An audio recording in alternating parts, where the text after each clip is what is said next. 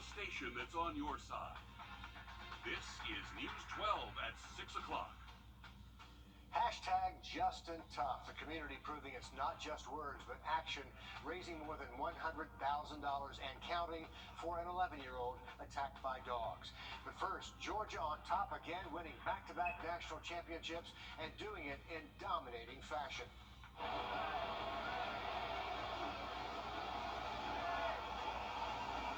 Those fans have a lot to be excited about, from Stetson Bennett's remarkable story to the pressure of defending a national championship this season, packed with storylines.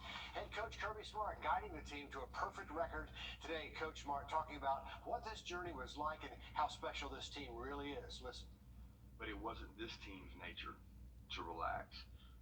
This team, this wasn't as hard a job as people made it seem, because of the people we recruited, not because of talent, but because of what they were like, the DNA inside them. Like, these dudes, this team was different.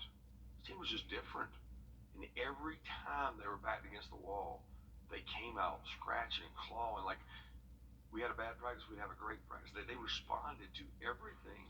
And that was evident last night on the field. When asked about a third championship, Coach says he doesn't want to talk about that yet, but it would be tougher, and they'll have to reinvent themselves because he says he just can't stay the same. Our fans started lining up at Academy Sports here in Augusta right after the big win last night, and the shopping went on for hours out there. We've been there throughout the day, and you can see the merchandise just really moving fast, with fans trying to get their hands on that championship gear, and you can see there's not much left in some spaces. Over at the fan zone in Columbia County, the owner had to drive a couple of hours over to Athens to bring back that brand new merchandise. We've seen a steady flow of fans over there as well shopping today. Our Will Rio shows us how fans are rushing to own a piece of Bulldog history. Hello, welcome to Academy. From t-shirts to hoodies to national champion stickers, the beanies are what stuck out to Georgia fan Brandon Cook. I lost mine from last year, so I was rushing to get up here this time and try to buy a couple. At Academy Sports in Evans, they stayed open until 3 a.m. after the championship game. The next morning, there was a line outside waiting for the store to open again.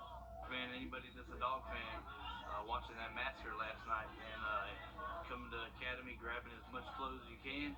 It's hard not to grab as much gear as you can. And for Carolyn and Ed Maroc, they traveled to Augusta from Tennessee just for the game. This was a special occasion for the dogs. We came down to be amongst friendly folks. They both graduated in the 60s and say this win was one they'll never forget. It's history. It's part of who we'll be we'll hear that for the rest of our lives, and our kids and grandkids will be too, and they'll realize that I'm a Georgia Bulldog all the way. That history written on the t-shirt is something bigger than just football. I just think it's exciting to be a part of it all. Yeah. Crazy. It just shows that how much people love the Georgia Bulldogs just as much as I do. I mean, it's just like a big family. In Evans, Will Rio on your side. And you know the party is not stopping anytime soon for the dog fans. The University of Georgia celebrating those back-to-back titles at Sanford Stadium this Saturday. Those gates will open at noon. There's a parade kicking off at 12:30, followed by a dog walk at 1 in the afternoon, and then the formal program starts right around 2 o'clock. Parking, they say, is first come, first served. Season ticket holders, you're going to get free access. Everyone else can start buying a ticket Thursday morning starting at 9. We'll have the link to do that posted on our website. Going to show you some brand new video of the dogs landing a little while ago at Hartsfield-Jackson Atlanta Airport. The Dogs' official Twitter posting this in the last 10 minutes. It's a great day, they say, to be a Georgia Bulldog. Look at that, a water cannon salute for that Delta charter with Vince Dooley's face on the side of it. Just an amazing way to come back to their home state after a blowout win last night. Riley, I'm still getting chill bumps just thinking about that. It's a lot better than what we saw New Year's Eve. That was way too stressful. Oh, man. Yeah, definitely a lot different of an emotional roller coaster with that game last night. Dogs dominated. It was great to see him repeat. History was made. I think Stetson kind of solidified himself as one of the greatest Georgia players of all time. Really, legendary stuff there. Absolutely. Hopefully they make a movie about him soon. You know they will. And somebody's writing that as we speak. They have to, and I'm hoping for a statue for him outside of Sanford. I think he deserves it. But, hey, we got the rain in L.A. The Dogs, high temps back mid to upper 60s. Could even see a few 70s on the map. Dry tomorrow, but storms by Thursday. We'll have an update there in just about 10 minutes. All new at 6 o'clock, Animal Control Incident Report shedding new light on a dog attack that left an 11-year-old boy in the hospital. These are the dogs deputies took into their custody there at the scene. They removed at least 7 of them. Those reports show the dog's owner, Bert Baker, was cited by Animal Control for not keeping his dogs on his property multiple times. The dogs are accused of attacking a neighbor's Yorkie in January of last year. Animal Control also called out to Baker's home when officers found 4 of his dogs roaming the neighborhood in July of last year. In the latest incident report Friday, reports showed Baker said he knew it was one of his dogs because they, quote, hate bicycles. Baker charged with reckless conduct in all this. So far, the community has raised $100,000 to support Justin and his family. Yesterday, we told you about the hashtag started online called Justin Tough. And today, our Nick Veland shows us how the community is putting action behind those words. This was absolutely gut-wrenching. I have a son named Justin, and I can't imagine what this woman is going through. Seeing what happened to Justin Gilstrap over the weekend has business owners in the area looking to do more to raise money for the family. Well, I mean, we could participate via the GoFundMe like his mom is asking, but we thought this would be even a better way that we could, rally community support and hopefully end up coming up with a larger offering. More donations by contributing all sales from a day. Rapid Restoration Auto Detail decided to do this yesterday, raising more than $900 for the cause. They have a long road ahead of them. So seeing how we can be a support, seeing how we can be a help, not just now for the moment, but months from now too, and kind of just see how everything's going, and obviously just hoping the best for the family. Dan and Michelle Finn from Seoul Himalayan Salt Cave and Spa are designating January 19th to give all their proceeds to the family, hoping others will join them. Well, it's actually growing. It's amazing how the business community is really coming together and joining us. Just seeing where the GoFundMe is just shows how much this community helps out each other. We're all in this together. In Evans, Nick Veland on your side. Going to show you the latest photo of 11-year-old Justin Gilstrap. His mom shared with us earlier in the week. Today he went through a 3rd surgery with another one scheduled for Friday. New today, the Aiken County Coroner's Office identifying a burned body found in a car back in July. The coroner says the victim is 33-year-old Freddie Powell III, and they say he was murdered. They say Powell's body was found July 28th on Boggy Guy Road off Williston Road. The cause of death ruled a homicide today. Right now, those are the only details the sheriff's office is giving. We're working to find out more about the victim and the latest on the investigation. Neighbors in the Dogwood Terrace apartments speaking to us on complaints about gunfire and living conditions. It's set to be demolished next summer as some neighbors get moved to a new location where the old Cherry Tree Crossing apartments used to be. It's just one neighborhood involved with Augusta's housing voucher program. With Augusta's housing market expected to boom this year, that drives up competition for the Housing Authority to get their hands on property to house families in need. Craig Allison shows us what's being done to keep a roof over their heads. I have woken up out of my sleep from bullet shots hit my windows, and me and my kids, we constantly being shootouts, just sitting on our porch. This mom, who wants to stay anonymous to protect her family, has lived at Dogwood Terrace for almost 5 years and says it's less than ideal. Sometimes I have water leaking from a ceiling from out of nowhere. I have like 4 doors upstairs that's been torn out for like 2 years.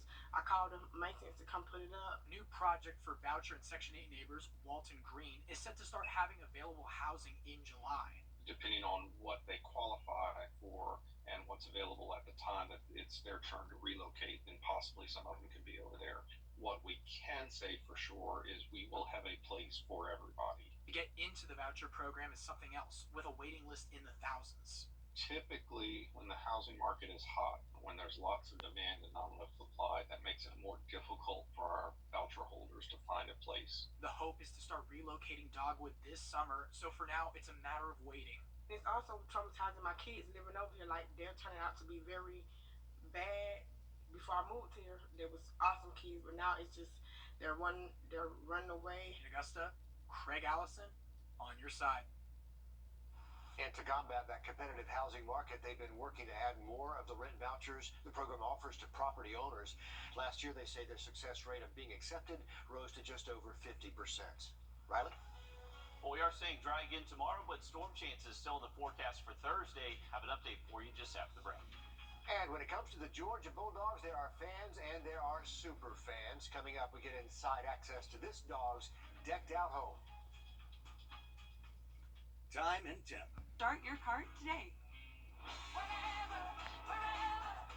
Kroger, fresh for everyone. She's a self-described Georgia Bulldogs super fan. Take one look at the front yard. It's hard to argue against that. Our Will Vote takes us to Regina Kirkland's house. So, who won the game? The dogs, of course. Did you think anything else?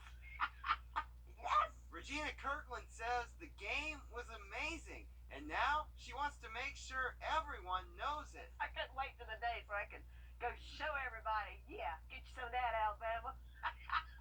Twice.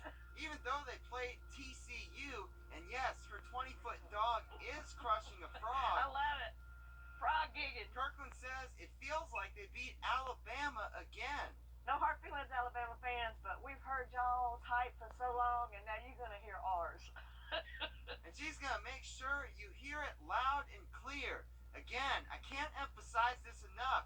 She has a 20-foot dog in her front yard. I'm 5'3". There are at least a dozen other decorations scattered across the yard.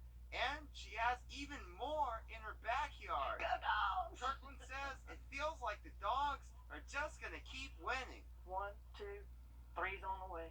But for now, she's going to celebrate this one. And her neighbors won't hear the end of it. Go dogs! In Hepzibah, Will Vote on your side. Riley, when they say let the big dog eat, now we know where the big dog is. That thing is massive.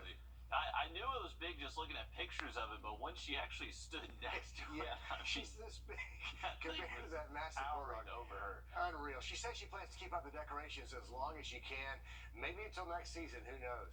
Hey, I do it. I mean, back to back, that doesn't come around all too often. So, hey, celebrate it, continue it, and maybe that'll be good luck for a third one in a row. I'm not sure if we have it in us, but I'm hoping for it. And definitely a great dog fan there with Miss Kirkland. Hey, we got Doppler Max Friday through Sunday. High temps will actually be below average for the first time in 2 weeks, Friday all the way through the weekend. Riley, thank you. South Carolina lawmakers went back to work today. The issues they're weighing in on that could impact you when News 12 at 6 o'clock continues. Thanks for watching News 12 on your side. We know. George St. Injury Lawyers has made many memorable commercials. We even made our number easy to remember. But one important thing to remember is that we're here for people when they've been hurt. When you've been hurt, call George St. Injury Lawyers at all nines. That's 999-9999. Good news and some bad news for Georgia drivers. Gas prices will jump overnight with Governor Kemp's suspension of the gas tax ending at midnight. And that means a 30-cent jump on the prices you're paying right now. The average price in Augusta, $2.88 a gallon. Statewide is $2.81 a gallon. And then 30 cents, add in that, and both averages are still less than what the rest of the country is paying right now at around $3.27 a gallon. We did reach out to small businesses today to find out how they might be adjusting to this spike in prices. Op Kitchen and Paleo Num Yum says they're going to focus on cutting back on their costs because everything they do depends on gas. Flowers on Broad says they're doing what they can not to raise prices for customers, but with inflation, things can get tough. Business can only absorb so much before we have to pass it on to the customers. We hope that that doesn't come to that, but with this now, you never know. So if you were thinking about crossing state lines to get some gas tomorrow, you might save a few cents. The average price for a gallon of gas in South Carolina, right around $3 at the moment. South Carolina lawmakers back at work in Columbia, where their 2023 legislative session just opened today. This year, for the first time since at least Reconstruction, Republicans have a super majority in the House of Representatives while keeping that majority in the state Senate. Our State House reporter Mary Green explains what that'll mean for their agenda this year and how last week's state Supreme Court ruling on abortion could affect those plans. This year's legislative session begins less than a week after the South Carolina Supreme Court struck down the state's 6-week ban on abortion. Leaders from both parties here at the State House agree that abortion is sure to be discussed and debated at some point this year. We're going to evaluate all options that we may have in dealing with that, but you will not see us rush to a process, but you will see us make sure that we find and settle on a process that is compliant with the law, but also protects life in South Carolina. But both Republican and Democratic leaders also share a goal to not let abortion take up time from accomplishing other priorities this year. I'm worried that we're going to spend a great deal of time talking about abortion this year. The timing of it, in addition to the substance of the ruling, is going to have an impact. I do not think it's going to take up the whole session. Among their other priorities, leaders across the aisle list education at or near the top of their agendas. Anything we can do to retain and recruit more teachers is necessary for us. But, I also, I think the first step is going to be giving a sizable pay raise. We're concerned about the salaries that we pay teachers. We're concerned about the incentives that we may use to attract more young people into the teaching profession.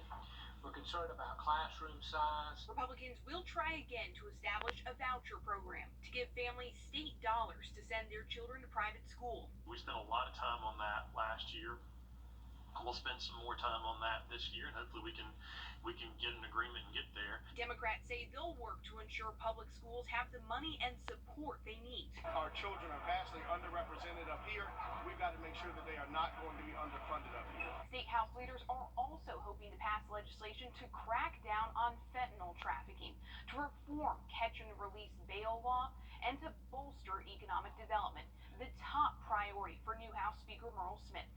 Reporting from the State House, I'm Mary Green.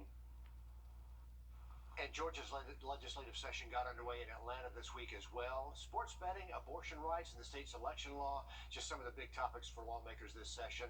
Lawmakers say there's a diverse group weighing in on these issues. We have our State House reporter on both sides of the river, so you can find out as soon as the new laws are passed that could impact you. Riley? Well, it's going to be another cold night with temperatures in the 30s, waking up early Wednesday, but later tomorrow afternoon, we're not going to be too far away from 70.